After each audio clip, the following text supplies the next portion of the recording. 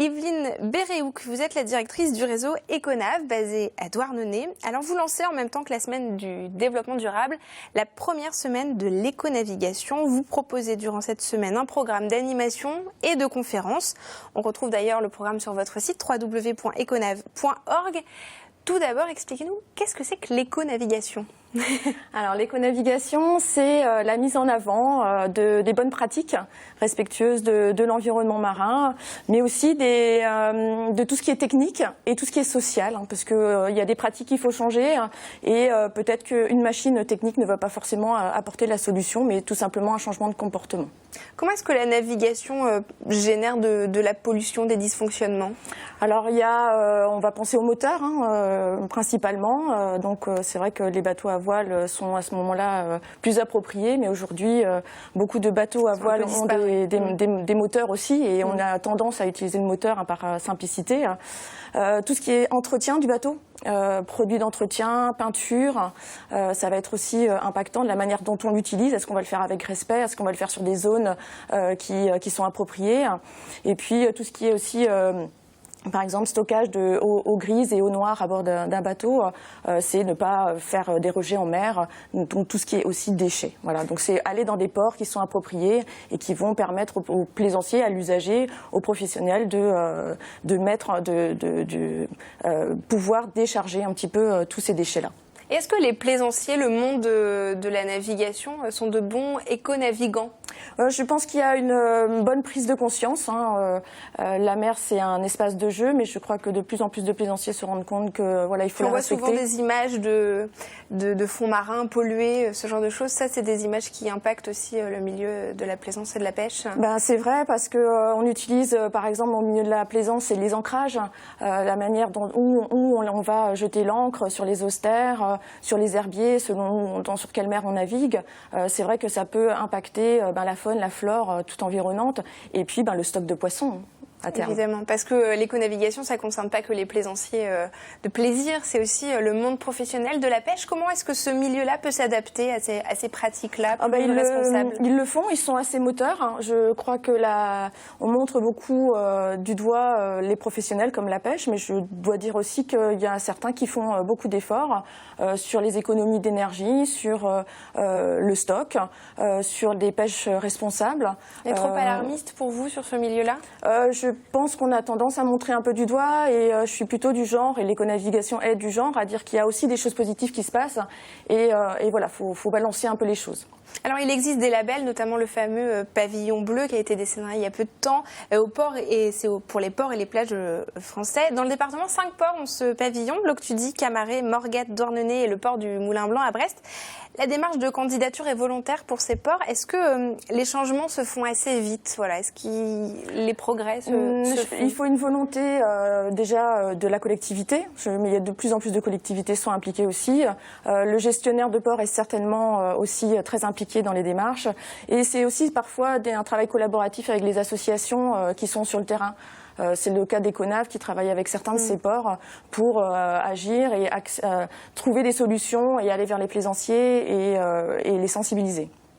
Alors, à côté des pratiques, il y a aussi l'outil, il y a le bateau en lui-même. Vous en parliez tout à l'heure, comment faire qu'il ne soit pas impactant.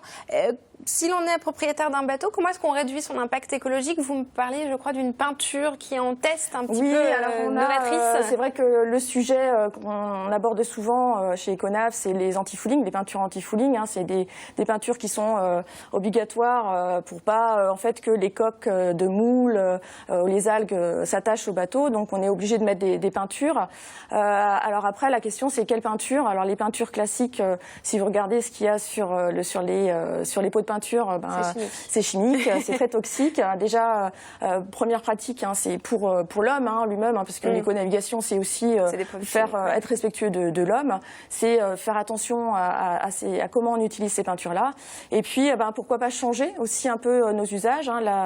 L'habitude est l'ennemi de l'homme, c'est de savoir aussi qu'il y a des choses autres qui se passent. Alors, c'est pas forcément des peintures, ça peut être des adhésifs, ça peut être des bâches aussi qu'on trouve trouve aujourd'hui, ça peut être tout simplement sortir son bateau de l'eau et utiliser des ports à sec pour que l'anti-fueling dure plus longtemps. Et puis c'est vrai qu'il y a des peintures qui sont en train d'être testées aujourd'hui, qui sont à base de cuivre, qui sont à base de silicone. Voilà. Alors certains plaisanciers, en tout cas amateurs de la mer, vont très loin dans la démarche écologique, comme on va le voir à Groix, dans le Morbihan, avec le projet Eco-Sailing. On regarde le reportage de TB Sud.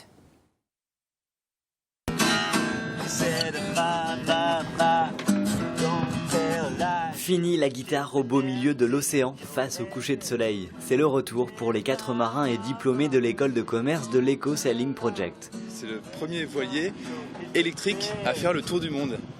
Et nous venons d'arriver et de boucler la boucle. L'énergie, nous la récupérons du soleil, de l'éolienne, mais lorsque le bateau est sous voile et qu'il avance, il fait tourner l'hélice qui est connectée au moteur.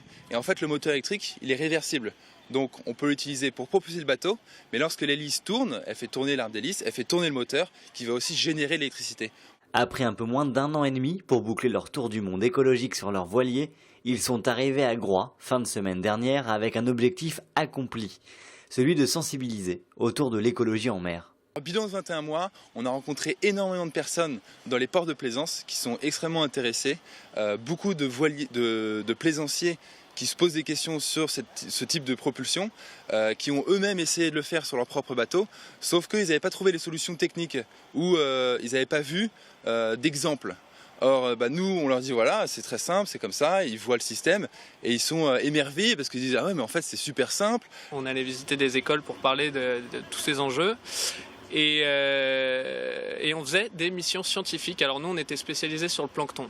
Donc on a essayé de participer à un programme dont le but est de faire une espèce d'encyclopédie du plancton pour mieux le connaître. En fait, c'est le premier maillon de la chaîne alimentaire et c'est un indicateur très très important de l'état des océans. Chouette projet qui vient de s'achever, mais plus tôt que prévu. On est un peu en avance sur notre planning. Notre retour, c'est le 4 juin au port du Croesti. Donc, on fait un gros événement avec nos partenaires, nos amis, nos familles. C'est à 15h au ponton d'honneur, donc au ponton du Croesti. Tout cela laisse un peu de temps à ces 4 amis pour préparer comme il se doit ce grand retour. Alors parmi les propositions qui existent, il y a aussi le cobaturage. En quoi ces pratiques font partie de l'éco-navigation ? Un bateau qui navigue est un bateau écologique, un bateau qui reste au port, il pollue par principe. Voilà.